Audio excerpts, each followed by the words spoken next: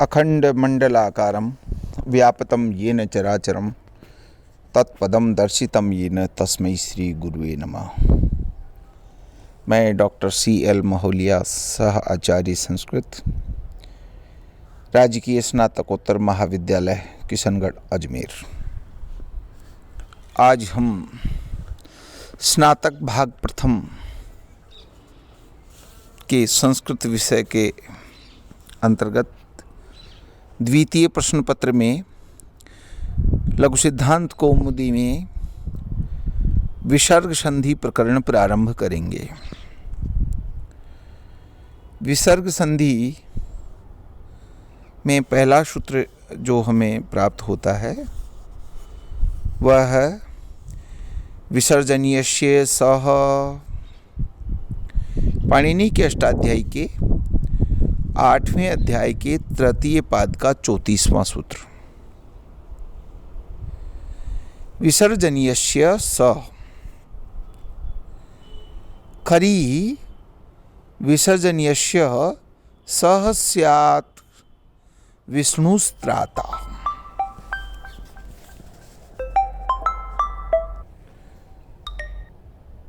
विसर्जनीयस्य सह खरी विसर्जनीयस्य सह स्यात् विष्णुस्त्राता।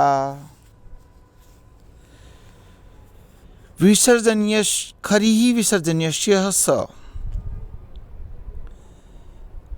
विसर्जनीयस्य सह खरवसान्यो विसर्जनीय सूत्र द्वारा मंडूक प्लूति से खरी की अनुवृत्ति यहाँ आ रही है।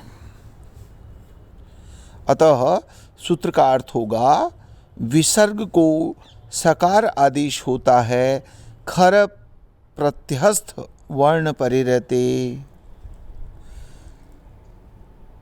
खरी परे विसर्जनीयस्य स स्यात्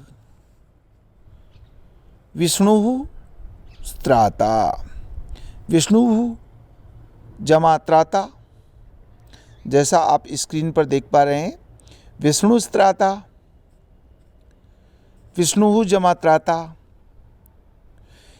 यहाँ पर विसर्जनीय से सह सूत्र द्वारा विसर्ग को शकार हो गया और अजहीनम परेण संयोज्यम नियम द्वारा संयोग होकर के विष्णु स्त्राता रूप बना।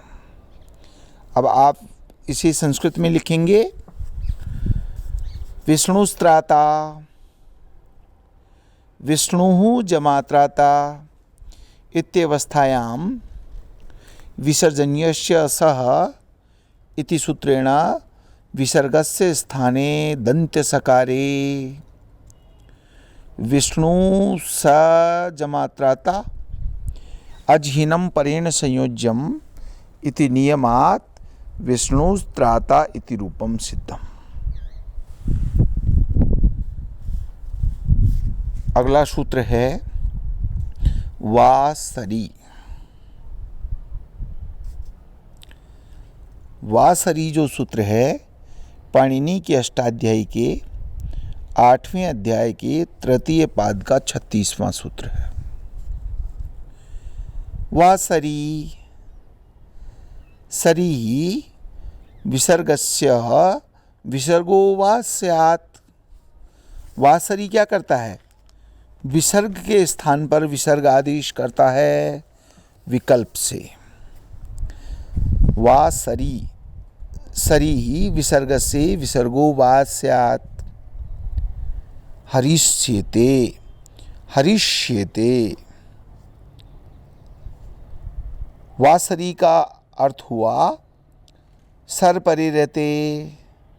सर में तीनों शकार हैं, तालवी शकार, मूर्धन्य शकार और दंती शकार।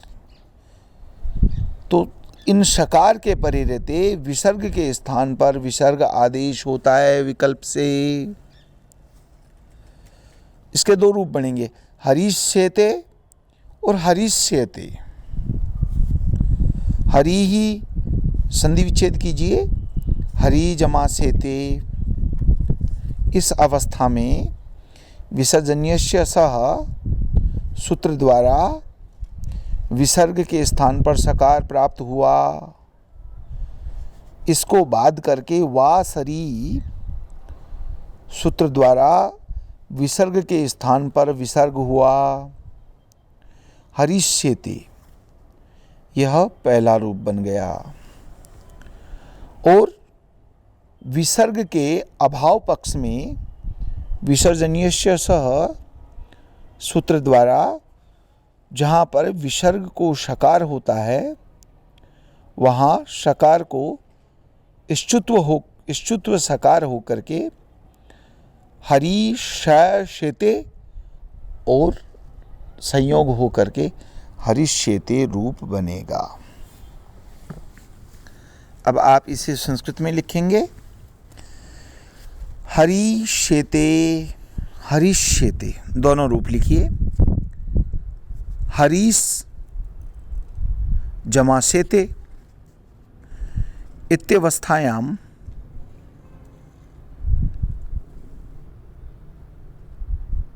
समजूसो रूह इत्यनेन सकारस्य ऋत्वे अनुबंधलोपे खरवसानियो विसर्जनीयः इति सूत्रेण रेफस्य विसर्गे विसर्जनीयस्य सह इति प्राप्तं विसर्जनीयस्य सह इति सूत्रेण विसर्गस्य स्थाने सकारे प्राप्ते तं प्रबाध्य वासरी इति सूत्रेण विसर्गस्य स्थाने विसर्गे हरिः जमास्येते संयोगे हरिष्येते इति प्रथमं रूपं सिद्धम्। वासरी इति सूत्रेण यत्र विकल्पेन विसर्गस्य स्थाने शकारे भवति तत्र स्तोश्चुनाश्चु इति सूत्रेण दन्त्य शकारस्य स्थाने तालव्य शकारे हरिष्येते अझिनं परेण इति जाते अझिनं परेण संयोज्यम् इति नियमात् हरिष्येते इति द्वितीयं रूपं सिद्धम्। आप इसे कर लेंगे, कोई कठिनाई हो तो आप पूछ सकते हैं। इसके बाद अगला सूत्र है ससजूसोरु। ससजूसोरु जो सूत्र है पाणिनि के अष्टाध्यायी के 8वें अध्याय के द्वितीय पाद का 66वां सूत्र है। ससजूसोरु पदान्तस्य सस्य सजुस् शब्दस्य चरु स्यात्।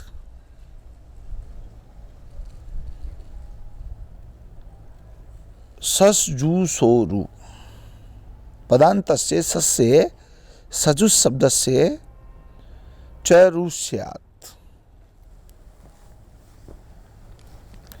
यहाँ पर अप्लुदात्तः परस्य रोरु स्यात् अप्लुते अपि जो अतोरोर प्लुतात् प्लुते जो सूत्र है इसको पहले देखिए आप। ससजुसोरु पदान्तस्य सस्य सजुस् शब्दस्य च रु स्यात्। यहाँ पर सश्च सजुश्च इस विग्रह में द्वंद्व समास करके षष्ठी द्विवचन में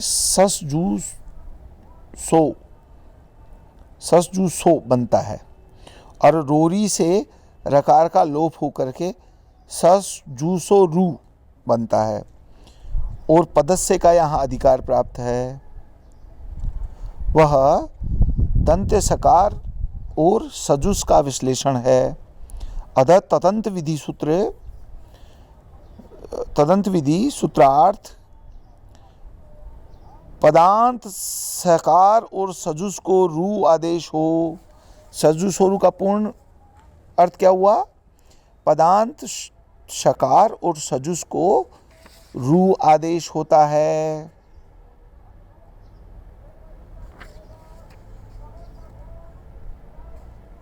हो गया। अस्तु।